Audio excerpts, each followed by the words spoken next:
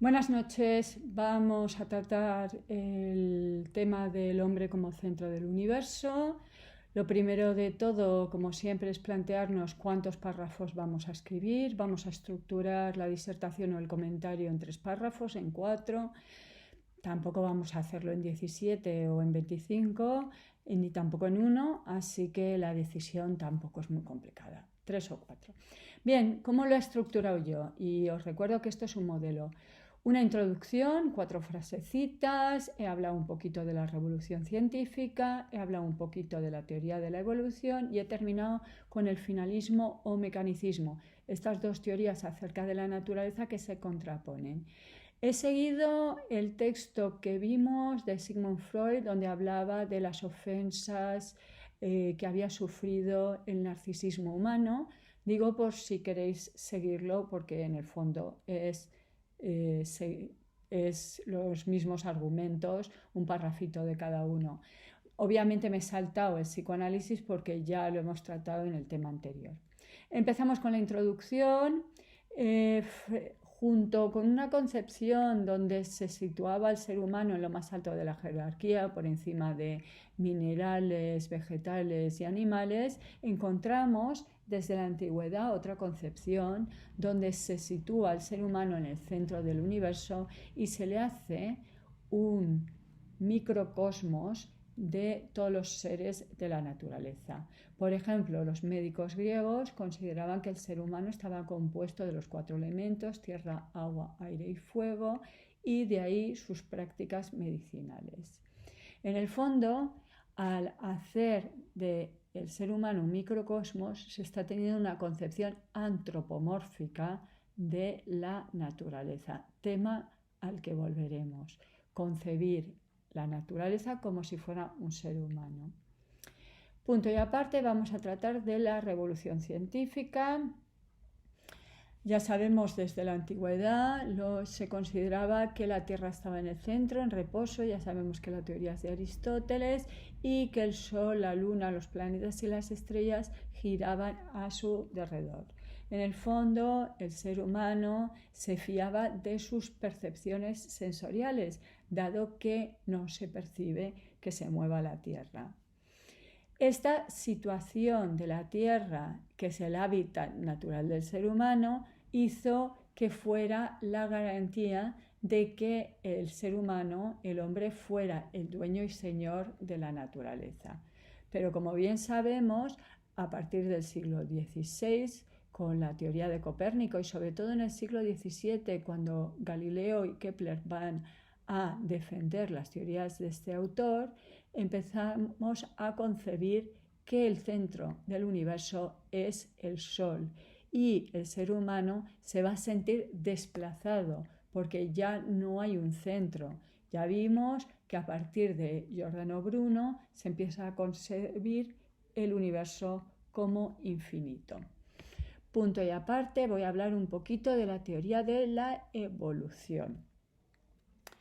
El ser humano se había considerado, como habíamos dicho al inicio, soberano por encima del resto de los animales. Y para tener este estatus privilegiado, había considerado que se diferenciaba de los animales en cuanto tenía razón y porque poseía un alma inmortal que había sido creada por Dios. Pero a partir de Darwin, en el siglo XIX, y no solo de Darwin, sino también de sus colaboradores, y debido a la teoría de la evolución, que ya hemos visto que realmente su teoría es la teoría de la selección natural, hemos descubierto que estamos muchísimo más emparentados de lo que creíamos con los animales. Es decir, nos parecemos mucho más de lo que creíamos a los animales, simplemente hay especies que nos son más cercanas y especies que nos son más lejanas. Cuidado, la teoría de la evolución no dice que seamos mejores que los animales. Somos producto de la evolución igual que los animales. En la evolución no hay mejor ni peor. Vamos con estas dos teorías, la teoría del finalismo o mecanicismo. Dado que las teorías cosmológicas y las teorías biológicas habían hecho tambalear la concepción del ser humano, que ya no era el centro del universo y tampoco estaba por encima de los animales, se pretendió que el fin de la evolución había sido el ser humano. Quien va a defender, por ejemplo, esta concepción del ser humano como finalidad de todo el proceso evolutivo es, por ejemplo, Teilhard de Chardin. Pero encontramos teorías opuestas. Monod, premio Nobel de Fisiología y Medicina, considera que efectivamente el ser humano es el resultado de la evolución, pero ha sido fruto del azar y por lo tanto no es la finalidad, no es la meta, no es el objetivo de la evolución. Las concepciones teleológicas proceden desde Aristóteles. Cuidado, teleológicas, no teológicas. Teleológico viene de la palabra fin. Aristóteles, como hemos visto, tiene una concepción teleológica de la naturaleza porque concibe que toda la naturaleza pretende alcanzar la perfección. Igual que el ser humano, también tiene una concepción teleológica del ser humano. El cristianismo también aceptará la concepción finalista. Según el cristianismo, Dios ha creado el universo y la tierra es la casa, el hogar del ser humano.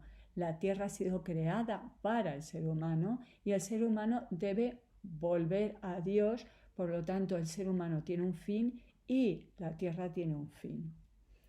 Pero desde la antigüedad hay teorías contrapuestas. Demócrito, que nos acordaremos, es el presocrático que introduce el atomismo, va a concebir la naturaleza como una máquina. Las máquinas no tienen fines. El mecanicismo es la teoría que concibe la naturaleza como si fuera una máquina. El que construye la máquina puede tener un fin, pero la máquina no tiene fines. Ya sabemos que para Demócrito la naturaleza está compuesta de átomos, los átomos chocan al azar, no hay por lo tanto un propósito, una meta. Ya sabemos que las teorías de Demócrito no tuvieron mucho éxito en la antigüedad y en el medievo, pero se recuperan con la modernidad. Sobre todo se recuperan en la modernidad cuando se matematiza la naturaleza. Nos acordamos de Galileo que decía que para poder leer el libro que era la naturaleza había que aprender matemáticas.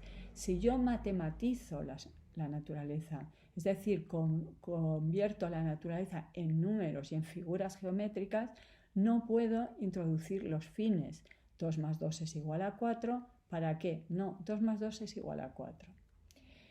Hoy en día, en la actualidad, pues los científicos en la actualidad intentan evitar las explicaciones finalísticas. Un científico hoy en día no nos dirá para qué los pájaros tienen alas o para qué los humanos tienen pulmones. Puede que no nos parezca muy halagador, pero para la ciencia la aparición del ser humano ha sido fruto del azar y no es un plan divino ni tampoco una tendencia natural de la naturaleza que está buscando su perfección. Y hemos acabado con este tema. En el próximo vídeo, el siguiente. Hasta luego.